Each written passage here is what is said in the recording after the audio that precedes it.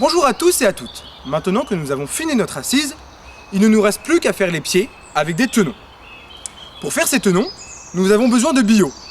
Voici plusieurs exemples. Comme celui-là, celui-ci, et enfin un billot plus rustique, ou tout simplement notre chevalet. L'idée est de réaliser un cylindre régulier qui s'encastrera dans notre mortaise. Attention à ne pas faire une pointe qui toucherait la mortaise sur seulement quelques millimètres. Pour faire ce tenon, je récupère mon pied, ou plutôt mes deux pieds que je couperai ensuite en deux. Et ensuite, je commence par faire un carré. Une première surface plane.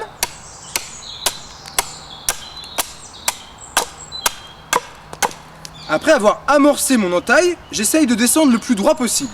Je fais bien attention à partir de bien haut. Puis, je tourne de 90 degrés. Et je procède de la même façon. Je tourne mon bout de bois de 90 degrés et je lui fais une surface plane perpendiculaire.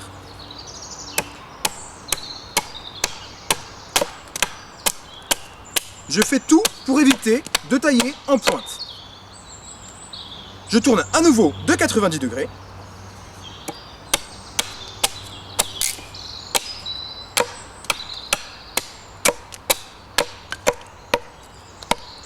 Et je me retrouve donc avec un carré.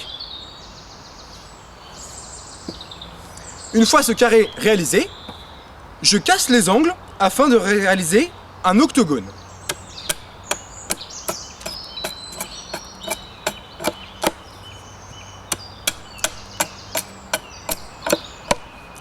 Une fois que j'ai réalisé cet octogone, je me sers du gabarit préalablement percé sur mon billot.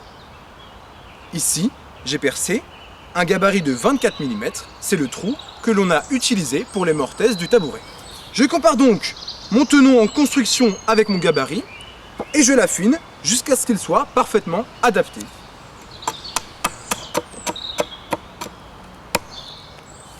Je n'en enlève pas trop et je vérifie une nouvelle fois.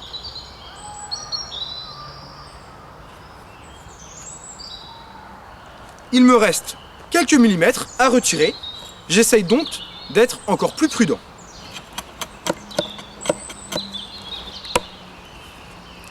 Je compare une nouvelle fois.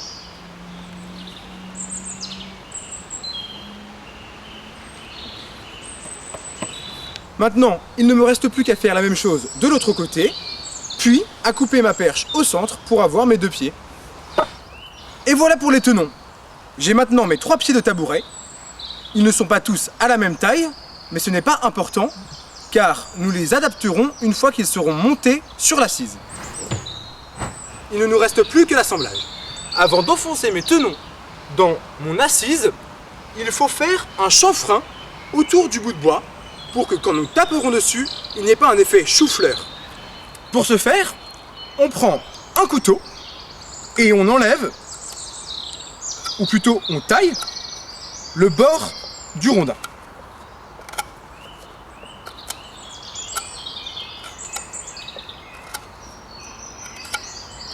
Afin d'obtenir ce résultat.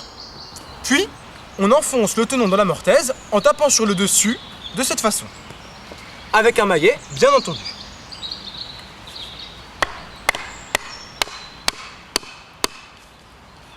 Je le fais dépasser pour que le tenon puisse ressortir.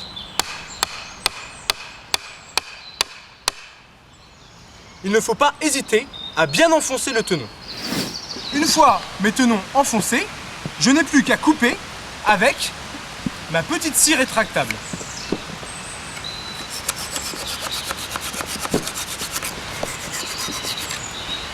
Enfin, j'adapte la longueur des pieds pour que l'assise soit parfaitement droite. Voilà, vous pouvez filonner votre tabouret en passant un dernier coup de plane. J'espère que cette série de vidéos vous a plu. N'hésitez pas à liker et à partager et à poser vos questions dans les commentaires ci-dessous.